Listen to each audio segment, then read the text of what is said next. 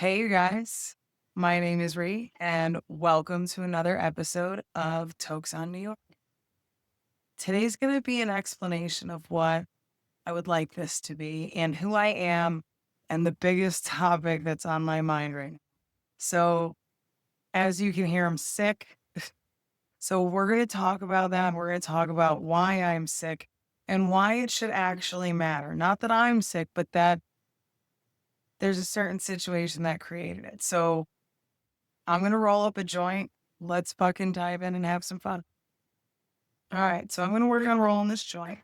I am going with a haze that is referred to as the Ugly Haze.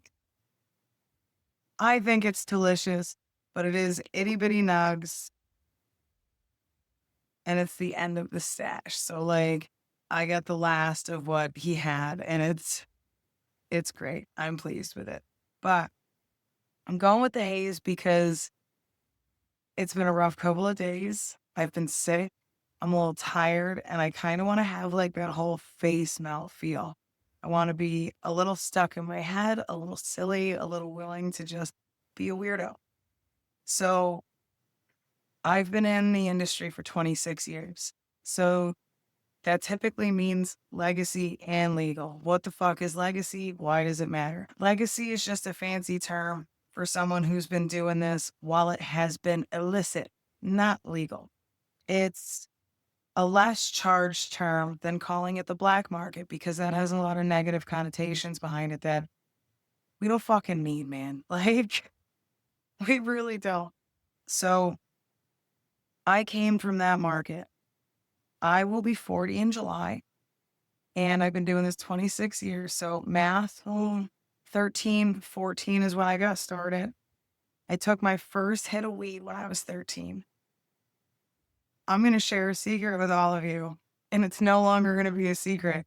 I was at a cemetery in Troy with two of my best friends, two really, really good humans, and they got me rip roaring high. And as we're just hanging out in the cemetery, I'm like, yo, did I just fucking pee myself? And like, no, I hadn't peed myself, but I was convinced I had. I was that high.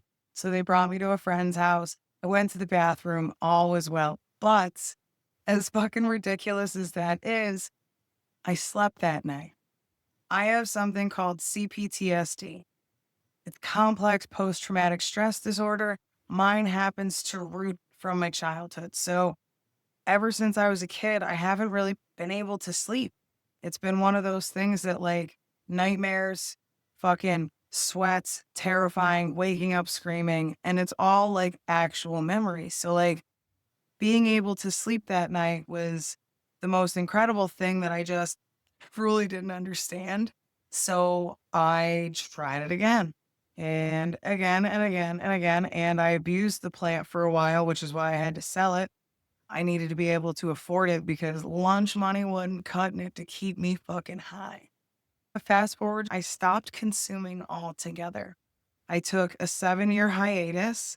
And during that time, all I did was learn about the plant. I didn't even grow it. I just read books so I could understand it more. And I just took that time. Like, there's a lot of other reasons why I took some time off. Like, I was abusing the plant, straight up abusing her. I was not using her appropriately. She was mad at me. Well earned. So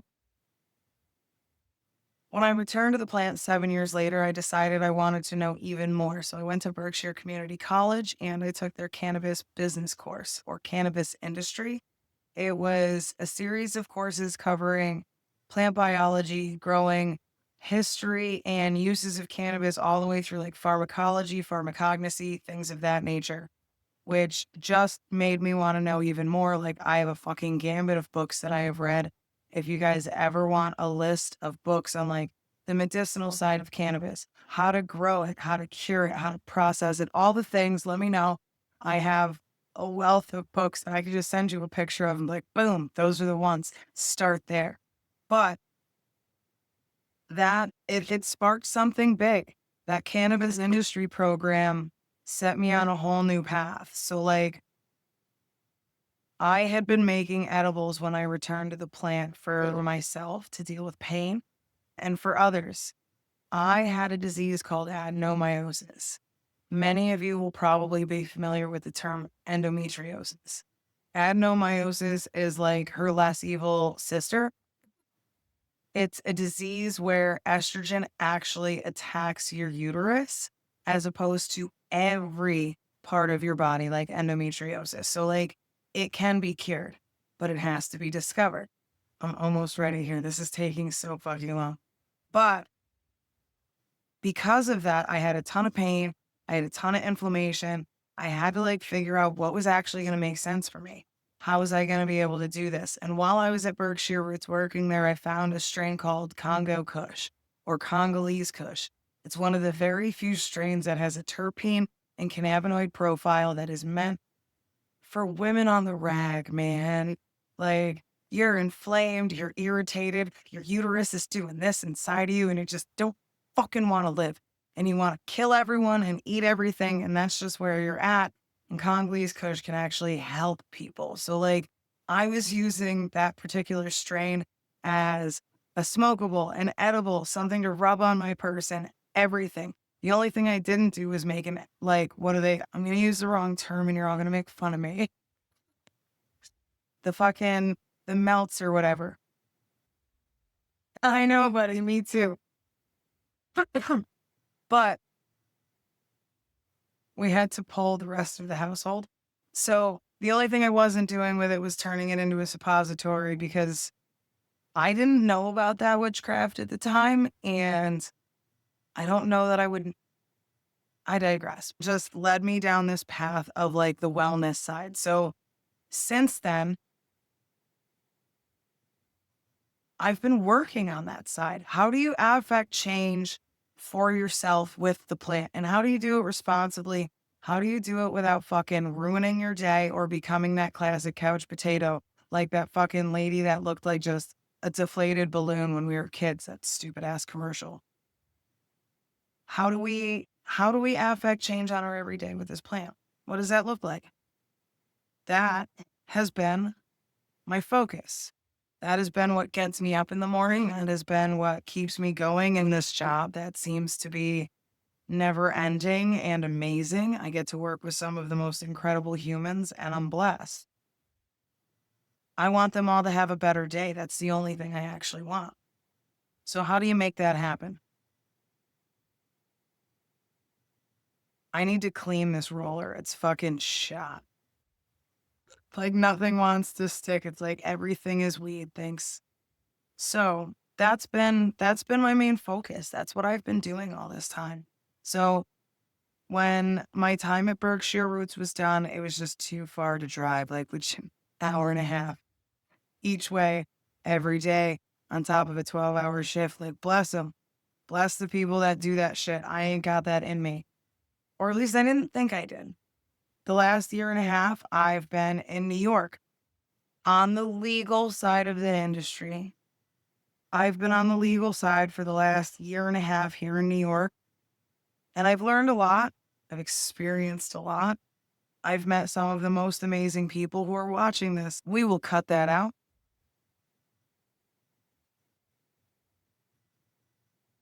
This industry has been a true gift. It's the only thing I've ever wanted to do since that first time I fucking smoked. Ooh, fun fact. I actually rebuilt a grow room when I was like 12 and didn't know. So, like, as this shit was rolling out, things were lining up that were going to say, you're going to fucking smoke and grow weed the rest of your life. Cheers. But I didn't think it would ever be legal. I didn't think that would ever be something that I would be alive to see. I really didn't. And now we're here and we're dealing with all those little different bits and pieces of it. I'm grateful to know that, like, whenever I'm driving around with a fucking bag of weed on me, I'm not nearly at as risk like when I used to be. I can have 3 ounces on my person at any given time. As long as it's not all backed up for sale, we're fucking good. I'm so sorry, y'all. I am healing from being sick. So, like, I apologize. I'm going to try and edit out as many of my coughs as possible. So, that's a bit of who I am That's a bit of where I come from, a little bit of my background. I truly, truly, truly want to see us all come to this point where, yeah, we can use the plant to get fucked up.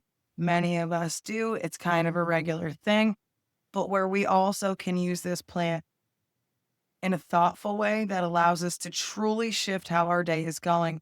And like, what the hell does that mean? I throw around the terms experiential consumption when I'm out there. Some of you would know it as intentional consumption. Same fucking thing. Intentional just sounds a little more woo woo than I appreciate. So, experiential consumption, what is that? Why I chose this. I know what my day has been. I know where I'm trying to go. So, I'm going to get myself there. When I'm training bud tenders in New York State, one of the things I say is like, I don't consume concentrates all the time.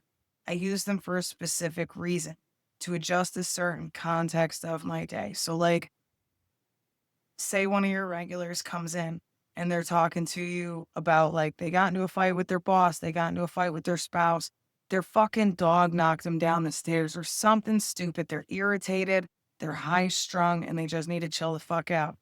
They're typically a flower consumer. Their favorite strain is there. You go and grab them that, but that might not be enough.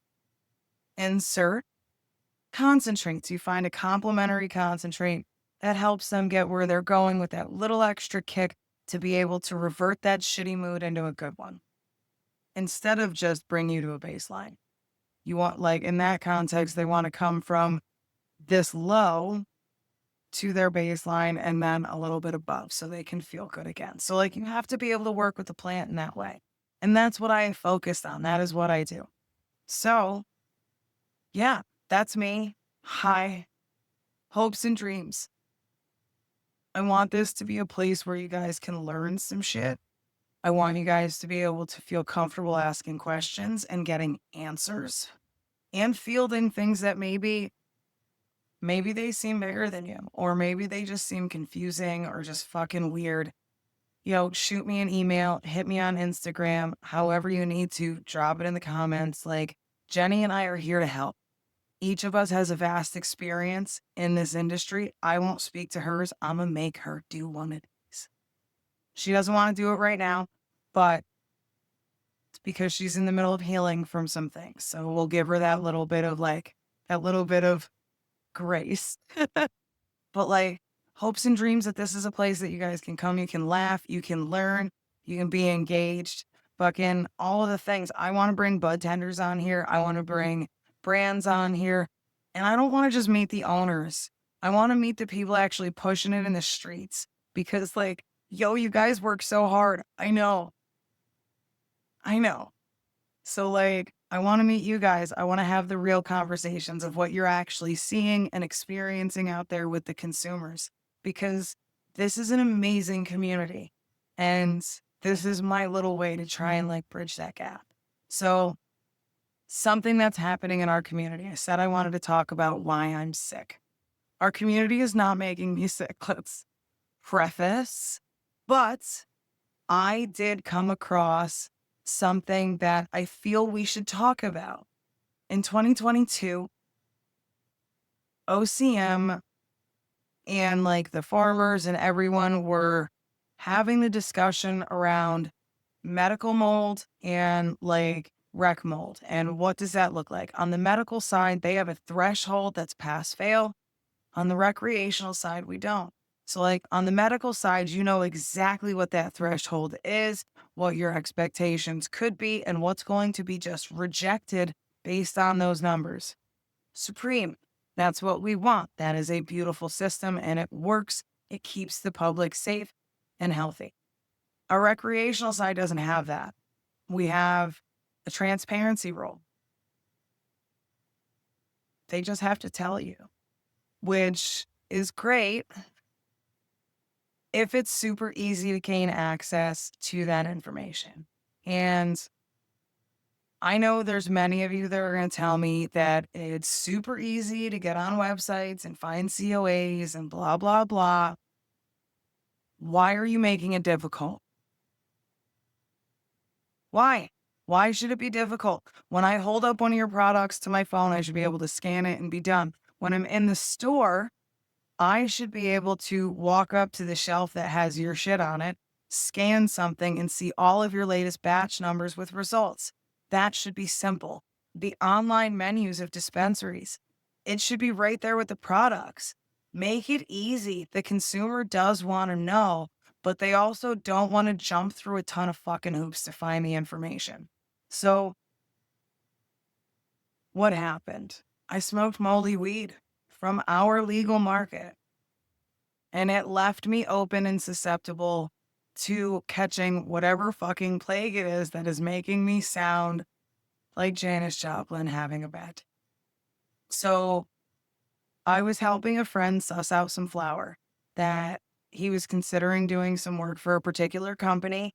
And the COA, first and foremost, like on the product itself, you needed to use Snapchat to gain access to it. Like your regular phone camera didn't work. So, like, that's a barrier. I don't want barriers. So, we had to figure out a way to be able to view it, but we were smoking it as we were hunting down the COA. I know. This was free weed too. We didn't have to pay for it. Fucking cheers for that. But as we're smoking it, the flavor's a little bit off. Something seems a little bit funky. We finally pull the COA and see a ridiculous amount of mold that would not have passed on the medical market. So I then start ripping apart the buds, and I do find some actual growth in there. And it's, ugh, my voice was shot for like 4 days after without anything else, no other symptoms. So I imagine that was like the mold just pissing off everything in here. And then middle of the week, everything else started to feel like shit. Like my body hurt, everything. So like I do a lot to be able to maintain my health. I try to avoid very specific things. That's why, like, if I do make a purchase on the legacy market, I know my fucking grower. I know my grower. I know what his standards are. So I know that I'm safe. When I'm buying on the legal market, there's a big assumption that I'm making that because it's tested, it's safe. And we forget that there's that transparency rule as opposed to a pass fail rule. So what do we do? That's the question that I pose to all of you because, honest to goodness, I would love to see COAs show up right next to the product on online menus. Just make it a little thing that says, click here for COA. And I can click it and I can make sure that it's something that I want to consume. And like, do I believe this should be on the dispensaries? Abso-fucking-lutely not. You didn't grow it. That's not your baby. But the consumers are your baby. So, like, we all have to share the responsibility for making sure that only clean flour is hitting the shelves. And sometimes that sucks as a grower. If you get shit test results, morality should say, throw that shit the fuck out or process it down. Use it for something else where that mold's not going to be a harm to the public. Like, and don't just irradiate it. Ugh, you're ruining the terp profiles and you're actually like making it taste like shit. Go ahead and argue me about it in the comments. I don't care. But like transparency only goes as far as access. If we don't have immediate access, it's not as transparent as it could be. I've seen COAs that take 6 clicks to get to. I'm sorry you've lost my interest and you've pissed me off. Why? Why is it so complicated to create a landing page for a COA? Why is it complicated to build out the website you already have to contain those batches and date them? It's not. Like QR codes, super simple to make. If you need help with Canva, hit me up. Friggin' Jenny and I, we do marketing on the side. Like I can help you with these things, but public health has to be important. It can't just be profit. It always has to be people over profit. That is what started this industry. Is what will continue this industry. Don't let this become corporate bullshit where everyone's just here to make a quick buck. Like you want to make a quick buck, dude, like do something, anything, buy fucking Bitcoin. I don't know, but like Don't do it on the backs of the consumer and risk their health at the same time. It's unfair. So, yeah, that's going to be this week's episode. I know. I know. Super duper exciting shit. I hope that you guys all sit with this information. Ask questions at your dispensary because every dispensary you walk into is very willing to pull the COA for you on the spot. They don't mind. I just firmly believe that the onus of the work should not be on the backs of the retailer. It should be a shared responsibility between retailer, grower, processor, etc. Make it easy for the consumer to make the decision and like make it easy for the bud tender. They work so fucking hard. They don't need extra work. So like it should be on the menu. Boo. I'm just saying. I'm just saying. So I hope you guys tune in 2 weeks for the next episode. I don't know what it's going to be yet, so you're just going to have to wait and see. I hope you guys have a great day. Bye.